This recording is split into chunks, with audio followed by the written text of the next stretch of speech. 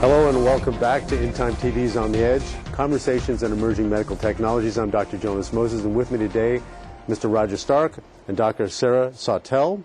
And we are this hour talking about learning enhancements through applied neuroscience and cognitive ability development. Just as we were in the commercial break, it occurred to me you had said something about teachers having to appreciate the changing student population. They're not trained in their own schools how to deal with the changing student populations. And to that end, what are you doing to teach the teachers and also to educate the clinicians and those people doing neuroscience as to what's successful about your product? Well, I would like to, when we talk about the teacher population, what we're finding as a generalized statement, this is very much is they tend to fall in three buckets. One, they're an institution that is very interested in brain-based learning and neuroscience-based learning.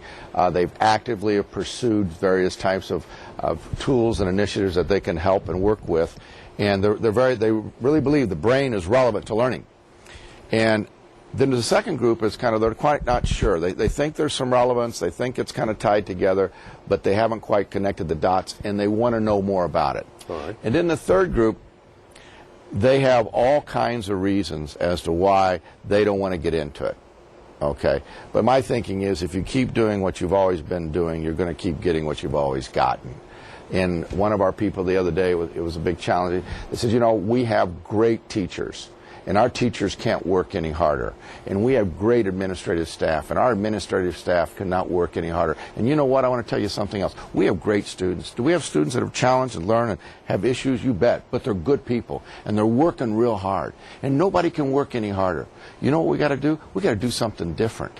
And today, if there is a concept of sin, to take all of this brain-based knowledge that we have today and not incorporate it in a massive way in our educational institutions is the greatest sin I can see.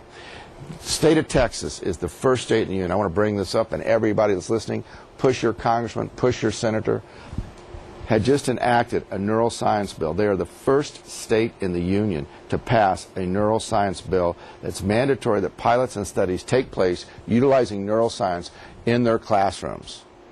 And I applaud the state of Texas. If you Google brain research, brain-based scientific learning, you will find Google over 35,000 articles in the last couple of years have been written about this. It's overwhelming. We cannot ignore it anymore. Every day we ignore it, every day we lose a life. Amazing. I do want to wrap up quickly. We want to get to the medical applications, right. Doctor, so please talk a little bit about that. Well, we have... it could be useful with brain injury, but not until they've gotten through the severe part of getting their brains already working again. Because we've been told by a number of experts in the field that it's a little bit overstimulating initially with people that have had brain injury. But after they've gone through their care at the rehab hospital or all those places, there's a step that's missing in the final functioning. And they believe that brainware could be useful for that. And I have a group that really want to do a study with brainware, but you know, life happens and we haven't quite gotten that started yet. Okay. It also, we have, like we said before with Alzheimer's, there's great usefulness in schools and in people that are trying to work with children with ADHD. Many of their problems, they could learn how to work better within their disability, work a little bit better functioning, and we have some great observational things, but we don't have any real hard science yet. Okay, and that's where you're going. Is that's right. where we're going. I'd like what's happening now. We've been engaged recently by one of the largest disability for-profit company suppliers in the country today, and they work with a range of issues. They work because we've been approached recently by people in the military with all of our soldiers coming back from Iraq, and they want to look at our product and how it might impact some of the challenges we're seeing with brain injury and traumatic stress disorder and things really? of that nature. Okay. Oh, yes. We're being brought to some people at Walter Reed Hospital through this group. They want to look at brain injury as it relates to stroke, as it relates to coming out of a coma. So they want to look at it a lot of different ways of how, because they believe this can have an impact with people. And I think it's important to know this is a tool This is not the end of the world. It's a tool. And more often tools work together when they work in concert with other types of tools and other types of therapies. And obviously, when you get into these types of issues, the clinician, the doctor, the professional, you can never underestimate the value of the participant of the medical community, whether it's a doctor, whether it's a clinician. And it's the same with education. We don't do anything to take anything away from the teacher. We complement and enhance the teacher's initiative. And I think that, and the sad thing about it, teachers today are meant to be policemen. They can't do what they've been taught to do. They have so many other challenges. Well, this product will help put them back where they want to be, where they want to teach. And that's a great thing about this product. It complements and enhances any and all other learning initiatives. We do not compete. We complement and enhance. In the same way with medical therapy, we complement other therapies. We work with occupational therapists and some of the others. We complement and enhance. Wonderful. Thank you so very much for joining us this hour.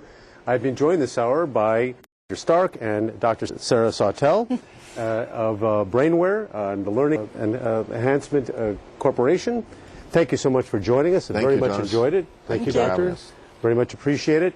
This hour we have been talking about cognitive skills development and applied neuroscience. Remember, you can join conversations anytime by typing ask@intimetv.com, and you can always watch our archive programs at www.intimetv.com. The website for your company is mybrainware.com or learningenhancements.com. Both have information.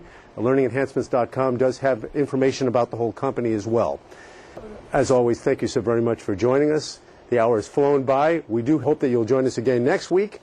In the meantime, I have one thing I'd like to make a comment. Yes, absolutely. This is a personal opinion. This is not scientifically based, all due respect to my colleague. But in my personal belief, I do believe that's what parents wish to have. And there's no one tool that will provide you with a greater opportunity of that outcome than putting your child through Brainware. Excellent. Thank you very much. Again, you've been watching InType TV's On the Edge, Conversations in Emerging Medical Technologies. Please join us again next week. For now, Dr. Jonas Moses, On the Edge.